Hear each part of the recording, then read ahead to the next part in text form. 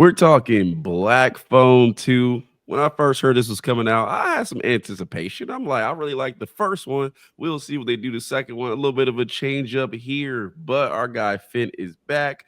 Gwen is back. The what? Kidnapper? What is his name in this thing again? The The Grabber. grabber. The Grabber. The Grabber's also back. But make sure you hit that like button. That's up on this minor league film. Talking Black Phone 2. Got my guy Scotty here, of course. And man, Scotty, both of us when this trailer came out, we were like, there's a Black Phone 2 coming out? I didn't expect this either. I thought the first one ended perfectly. So I like I said earlier, I was like, oh, some movies I didn't think needed a sequel, but here we are. Well, we all know this from the first one. Death is clearly not the end. Finn obviously got some help getting out of the basement. In that one, we return with 4 years later. Finn is now 17. Gwen is now 15. And obviously, growing up as a girl, she's a little crazy to deal with. Obviously, annoys Finn through the first half of this movie. But I like the change up here. So you'll get some kind of comparisons here. This is definitely more the Freddy Krueger route with haunting in the dreams, or probably took some inspiration of that. But we definitely get a change from the first one. So Gwen starts having dreams. Kids start popping up in her nightmares, writing letters together. She tries to put the mystery together. Also have another lady who's helping her out, who will be revealed later, who's helping her out and saying, hey, like, you got to get to this camp. These kids need some help. I'm starting to get numbers from them as well. And she says, you know what, Finn? I understand you just survived being kidnapped and almost killed time into a basement for for however long, a week or 2 weeks. I forgot how long it was in the first one. But let's go back to this camp because I heard people came up missing there too. So we got a little crime detective duo, or I guess more spiritual crime detective duo as we go here. They go to this camp, Alpine Peaks, I believe it's called. So go on that trip. First thing I'll say about this, understand that this movie probably didn't nobody expected the sequel. If it never would have had a sequel, I think we would have been all happy with the first one. But Scotty, the change up that they go here, I will say, like, this is not a cash grab. This is something they thought out. They were like, this is something we can expand on. And to be honest, they have every right to. We talked about the first one with Finn, people having, and they have this sort of like spiritual power. I don't know if they ever put a name to what they have, but they both sort of have this. I think Gwen's well more in it than Finn. He has a little bit. He's kind of like, he has it like a sprinkle of it. Gwen has the full thing that apparently got passed down to her. But for an opportunity to do something different here, I think they do a good job of this setup. Obviously, the Grabber is returning from beyond the grave. He's hunting some people, and obviously there's a mystery to be solved here. But I really like the change up here. And I'm saying, if you're gonna do a sequel, don't give me the same thing. Don't have the Grabber coming back, kidnapping people over and over again. Give me something different. And I think they do that here. Yeah, I mean, it's the same as in this guy came back from the dead. I didn't know how I was going to feel about that at first. I think they did a good job with that. As you said, the powers, I like how they gave them both some kind of inheritance from their mother, but Gwen's is vastly different than Finn's. Yeah. Like it's almost like he's a ghost whisperer, like the Jennifer Love Hewitt show. Like ghosts come to him in the form of a phone call and collect. Back then, well, they have collect in 1970. I think this movie they didn't have collect, but call and payphone, two quarters. And so I thought that was really, really cool. I like the just them, the trio, like them and their father, like how the father developed a little bit. The acting was on point. Yeah. I just thought they did a hell of a job with those three characters, even with the whole PTSD. Like you would think that Finn is the only one that would have PTSD because he was the one that was in the damn basement, not eating, sleeping, and scared. But Gwen has PTSD just from the powers, and so does the father for not being a good father. So I think they did a hell of a job with all three of those characters. It made me, for the first couple scenes, it made me want to keep watching. And I didn't think I cared about the characters that much, but I said when they appeared, all three of them, I said, okay, I do want to see where they're going with this. So that gave me a little hope in the movie. Yeah, I think they do a good job with the characters. And honestly, there's not a ton of people in this movie, but this little bunch they have, obviously, they have their friend Ernesto that goes along with them to the camp, which is I don't know how anybody could go to that camp. It's a winter camp in where are they at? In Colorado. Yeah, winter camp in Colorado. That just does not sound fun. But yeah, they got a couple camp counselors. I know Mustang is the daughter there, and I forget the head guy. What's the head guy say? Armando. So he's there too. They're the camp counselors, and obviously go and volunteer, even though there's no camp. But this little bunch of characters that we have, I thought, and obviously Ethan Hawke as the grabber. I thought all of them were pretty fun to be around, hanging out with their stories. There were no really annoying characters. Even the couple who was supposed to be annoying, it's still like, yeah, y'all are kind of bitchy, but I still don't mind you, and I don't want necessarily you to die. Even though I thought Yeah, they're kind of those characters you would set up to die, but even them, you're like, I get it. You probably aren't the nicest people. You hide it behind your faith, but even then, still didn't mind them. And obviously, they have a lot of real reactions to what is going on here. So we obviously get to this winter camp. And like you said, Finn, he gets the phone calls. I'm pretty sure the payphone company is obviously trying to get some money back because he's getting plenty of yeah. calls for There's no free. collect. Like, come Yeah, on. yeah, he probably owes quite a significant debt. But I think the biggest change in this movie is in the first movie, it was really Finn's story, and we got to hang out with him. This is a much change to this is more Gwen, and they feel much more like a partnership and giving her the lead role in here, and Finn kind of being like, we know what he's been through. Now it's her chance to experience and trying to help out in a situation where she felt like she did help in the first movie, but it was very tough for her to do that. This time she has the lead, and the character we feel the most danger for and vulnerability for is her, because with her powers come danger. As you've probably seen it in the trailer, the grabber is telling you, hey, whatever happens when you're sleeping can transition over to real life, just like a Freddy Mm. Krueger or any of those type movies.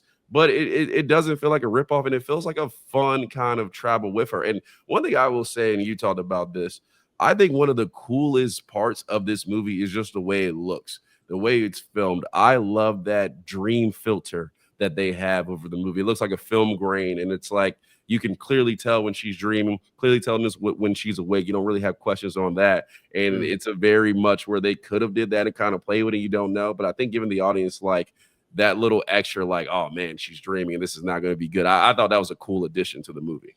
You know, I'm glad you said that because I thought it was just me that saw that. I know some people may have thought it was corny, but I'm like, that subtle blur on the screen to let you Yeah, know that she's not awake. I thought that was cool as hell. Like that harkens back to the late 80s, like you said, Freddy Krueger, where you knew they were in a dream in the original Freddy Krueger, and all the rest of the other dream movies they've had out there where you can differentiate just in little tiny differences. You don't just go from scene to scene, you have to guess. I thought that was really cool. yeah. And I thought that Gwen as the main character in this one was really, really good. Like the actress is really good, and I like how even her supporting cast got her through the movie. I just think that was a good story with the whole siblings and everything, and even the people at the lodge. It was a decent story. Yeah, I'm almost afraid to the point that they've put they've put in such a and the first one's very simple with a little spiritual stuff. I think we really hop into spiritual stuff in here. I'm almost afraid they put together a good enough movie that they know they got these two kid actors and they're like, bro, we could pump out like 10 of these. Like Yeah, that is kind of my biggest fear because you really could. You think yeah, about it, yeah, they could with their there's other powers. They really could. yeah, there's other people out there with the grabber. Obviously, Finn, he's the tough guy. He's not scared. And you have Gwen, who's really coming into her powers, just throwing them bigger challenges. And you got obviously Ernesto. You just introduced Mustang, who's another young character who she was very likable. Our Arena Rivas plays her. She's very likable. So I can see her adding to the team. It's just like, yeah, you could really do this forever. But just talking about this movie, I love those subtle differences. I also just love like people don't really believe them, and we get this a lot in this movie. But we don't take a lot of time for people to be like, "Holy, like this is really going on," and it's a lot of very real. You feel like reactions. The Christian couple is like, "No, like I know bad stuff happens here. I ain't see nothing like that, and I'm about to be up out of here. Good luck on you." Obviously, Armando and Mustang, they've been around the camp for a while. I think that's one of my more questions about this movie, and there's not a lot of I would say there's not a lot of negatives for me. One of the more questions is like, why are they really like running the camp? I understand like we spend some time back in time, and obviously there's then the thing is the kids you see in the trailer, they're looking for those kids, and those kids have been missing for years, and obviously they've been running this camp for a long time, so they want to find them. I don't know if it's fiscally responsible the way No, they're running this camp because he's like, fiscally, oh it's not safe. It's not even safe if they had a full set of counselors up there. Like this is yeah, frostbite weather. You need to be outside with double coats, shirts, thermals, and come on. What are you doing in this camp? My thing is this: they had no activities. He was just like, No. it's like, hey, you up? Cool. Breakfast. You want to do something else? Well, there's a payphone and there is snow and ice. Pick something to do. That was the worst camp ever. Like, I know Armando said that he owned the camp now. Yeah, he did. He bought it. I thought I thought he was a villain because even out in the movie, I was like, he owns the camp, but it's open during this weather. I said, oh, that's fishy. That's weird. Yeah, I think the whole you got to get over the whole winter camp thing. But I'm like, I don't understand how you make enough money to keep this thing open. Obviously, you're using your daughter here, Mustang, as free employee and taking volunteers as camp counselor, so you can't afford to pay anybody. So I just don't understand how this is fiscally responsible, but and how you ever afforded to get that payphone over there. It's just anyway. While there's a payphone there, just because we need one. Well, remember, it doesn't work. Remember, it hasn't worked for years. Remember, he said that too. I Like, understand that, but like we grew up with payphones. We know it would never be located right there, like yeah, just ever. there for the movie because the movie needs it to be. Maybe one of Mm, the plot holes in the movie. But moving on from that, I do really like those characters. Obviously, give them the plot. They want to find the dead kids, and it's kind of like it's we kind of know where it's going in the mystery. We obviously know the grabber's out there, and we know he's coming back, so that part is kind of spoiled. But even with that, I still kind of enjoyed the ride of learning what happened to these kids. I mean, obviously they don't go too much in it, but it kind of reminded me of Sinister a little bit, where you're watching like the demise of these kids quiet in the theater, like they quieted out. You obviously see the grain, you see the demise of them, which is always rough to watch when you're dealing with kids. So I thought mm. the lead up and mystery to like what happened to those kids and then figuring out how to help them and how to find them, even though I knew the grabber was at the end of the road, I still enjoyed that ride. Yeah, I mean, I like that the kids weren't just. One thing I have to say though is that even though I like that the kids were trying to help for the most part, like especially when like Finn is on the phone, they actually reveal themselves and whatnot. They Mhm. were scaring the shit out of Gwen for no reason. There is no reason where if you are three dead kids who need help, that when she lifts up the bed, you're just out there strangling yourself. Sir, hello, stand up. Like stand up. Whatever happened to hey ma'am? I noticed you can see me. You have these powers. I'm underneath the lake. Could you come maybe fish me out and then I can rest? Whatever happened to that? Every scene she was in is just it's like, hey, well, I know you can't see me because there's a blood shower over top of me, but hey, need some help. Oh, what help do we need? Don't worry about it. I'll let you know within the next 7 days. I'll give you a hint a day. That's one thing I am tired of in horror movie tropes is like, hey, we'll just give you a hint a day and hopefully you figure it the fuck out. Tell me Yeah. immediately. I think one of the points in this movie, and I'll say this before, I think one of the points is they don't know what exactly happened to them and where they are, which is kind of the Mm, plot hole of why they're still haunted. But there's also no reason for them just to be scaring the hell out of her. Like they do that for, like if yeah, you, I'm for giving you, if what? you want help, can you stop making me afraid to go to sleep every night? Like Yeah. that would help a little bit. But yeah, it's putting that mystery together that I think is a lot of fun here and following them down that path. Now the grabber, Ethan Hawke's character, very much I'd say is kind of background noise. As much as he demanded presence, and you got a lot with him in that first movie, I think here he's not in it as much.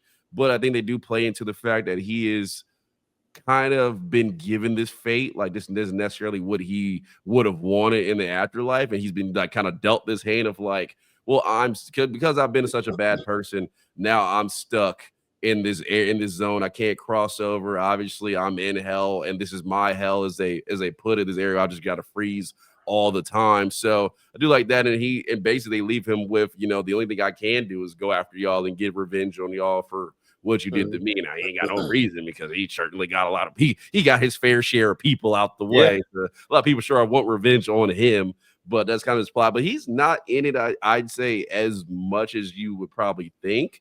But I Mm. think for the moments he is in it, he is still a fun character. He is still strong, and I do like it's really mostly he messes with Finn, but it's really him versus Gwen, and I do like them two acting off each other. Not just that, I like how he didn't even care about Finn. He stated he was just like, hey, I'm gonna make you lose something. It's like it made me lose something because he blames Finn for him having to kill his brother, which he didn't have to. He could have knocked him out and kept moving.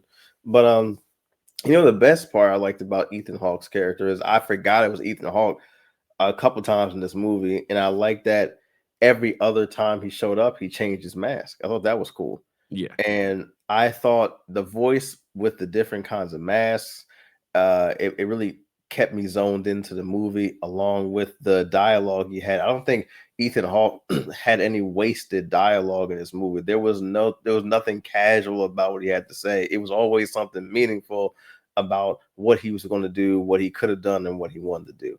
I thought that was really well done. The dialogue was really well done, and I like how you say like Ethan Hawke is not in this movie majority wise, but they really hammer in on PTSD in some way with all of the central characters. We noticed the father, daughter, brother trio and Armando and the two annoying characters who I started to actually like in the end.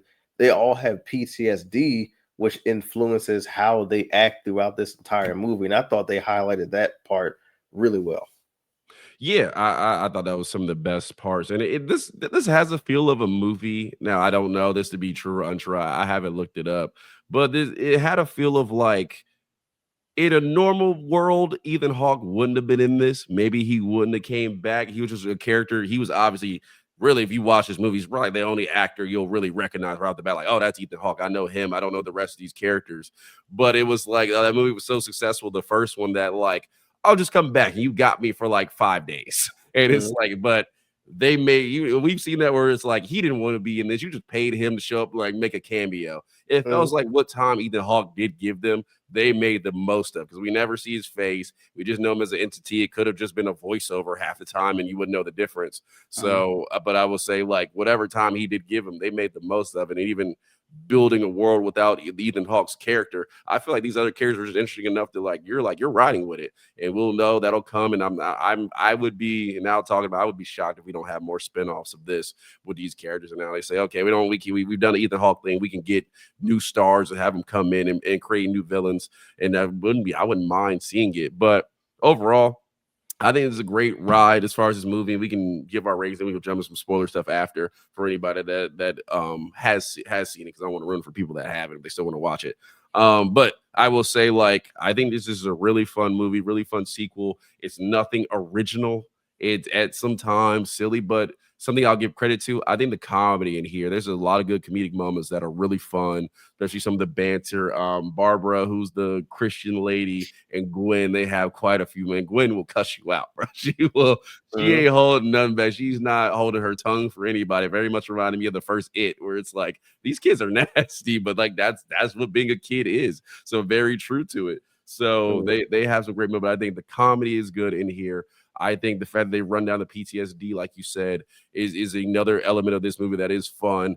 The horror elements. I mean, I think you get some decent scares in here. I think it's some fun, and you like when you're in this other kind of dream world. Obviously, the kids seeing what happens to them is pretty crucifying. But I think there's a lot of good moments where they give you a balance of like there's some scares in here, but it still feels like it's a movie that anyone can enjoy. Like it's like if your mom hates horror movies, you probably can still bring her to this, and she'll have a couple jumpy moments, but can still enjoy the ride. So I think this is overall a good horror movie for anybody who really likes movies. I think it's really good. As far as a rating, I would go. This is probably one of my more favorite in the year, and I'll tell you, audience scores for Rotten Tomatoes were 84, critic scores were 73%. I would go maybe price of admission to like high price of admission. I think if you enjoy horror, you're gonna have a lot of fun of this. But for anybody recommending, I say this is definitely a price of admission movie. Pay full price. You're gonna walk out and say, I got what I wanted to out of that. And I thought it was a pretty fire movie. yeah, I'd give it price of admission as well. Like I'm in the mid. I really liked the movie. I thought the highlight of the whole entire movie was they deal with PTSD practically every scene is and show how each member of the family is dealing with it and how Armando's dealing with it. I thought that boosted the movie heavily. Like it really showed real life issues as far as that mental illness that a lot of people have. And it's not just PTSD from violence, it's PTSD from a lot of things. Like Gwen, excuse me, is having problems with her power. Like sometimes she thinks she can do more. Sometimes she's scared to do something. Sometimes she thinks she's maybe messing something up. I like that a lot. And I thought every character in the movie was useful. I thought when I saw some of the characters in the camp, I said, "Well, that's just fodder for people to die or whatnot." Spoiler alert: no one dies. So I'm like, okay. And every character proved useful in the end. And I didn't think I would ever see a church man and church lady that like sticks in the mud be useful. So I really enjoyed the movie. Hopefully we can get spoilers really quickly because we got to talk about that one scene. Yeah, yeah, I'll be outside. We'll talk about that scene in a second here, but yeah, I think this movie's definitely worth the money. Yeah, we'll go with that. I don't know if there's anything else spoiler I really will review here, so we saw that scene because there's some points in here where it's like it gets silly, but yeah, that scene is definitely the highlight of the spoilers of like, okay, bro, what are we doing here? But you want to talk about? I'll let you get into it. Man, listen, we all know they don't really tell you the power, but her mother is like a psychic or something. Passed it on to her son, or passed it on to her daughter. Then we just find out after the first movie, her son has something, Yeah, like where dead people can call him on the phone. The grabber was working at the camp that the mother was also working at, coincidentally. Okay. Back in the day, their mother saw who the grabber was because the grabber started at that camp, which is what this movie is about. yeah, 3 a.m. She decides to get up in a nightgown, damn near, and drive to go confront the grab. Not even, no, excuse me, not confront the grabber, just to go check and make sure she was right, I guess, and yeah. save these kids. Uh, she drives to his house with the lights on, damn near high beams, and parks behind his truck in his driveway. I'm not sure what open carry was back then or what the stand your ground law was back then. Right there, it might be justified. You in my house at 3 a.m. and you parked and got out. That's fishy. It That is walked around fishy. the house. And then walked around the house, and then of course, he takes her in the van, and then he takes her back to her own house, opens the garage door, and hangs her in her own garage, and makes it look like a suicide, just like 1974 or something when that happened.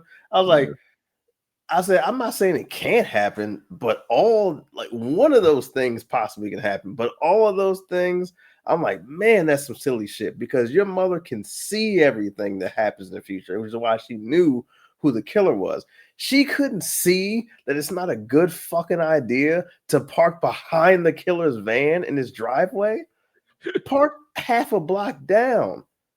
He Yeah. was sleeping. He was probably sleeping, and she pulled up and shined them damn high beams in his window. He was like, "Oh shit, what is that?" He said, "Oh damn, someone's in my yard." Yeah, it's one of the honestly, That's justified. Maybe not driving to her house and hanging her in the garage. but Before if he that is would've shot justified. her, it would have Yeah, been justified. I would have said that she was being kind of weird. Yeah, it's one of those and this movie's almost 2 hours, and when I originally I heard that, that's why we're getting to it a little later. I'm like, I don't even have time to really watch this, and it didn't need to be 2 hours. You could have cut that whole part out. Honestly, I think it would have been better if like the PTSD just from having those powers actually caused the mom to kill herself.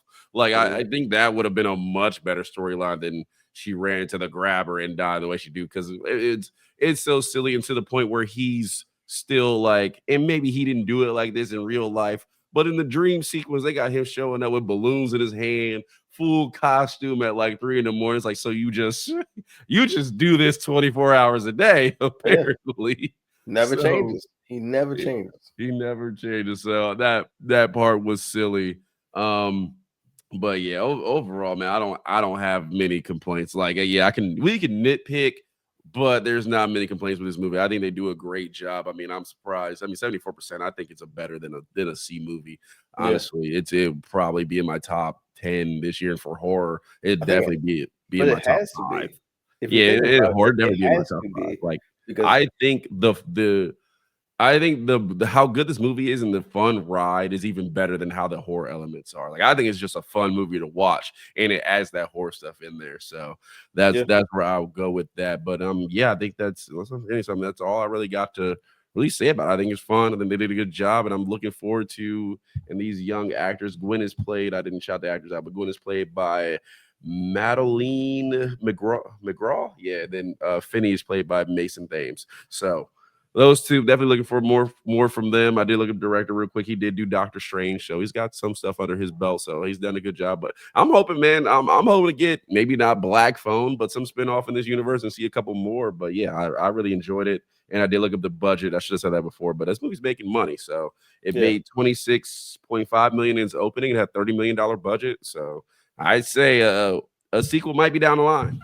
Yeah, I'd be happy to see where these characters are like 'cause to me, you could establish a Conjuring universe with this. You could Yeah. establish Finn going through regular life, going to college and stuff, and the phone's ringing around him, and he's answering the phone, and maybe not being so hesitant to ignore him and actually go through with it.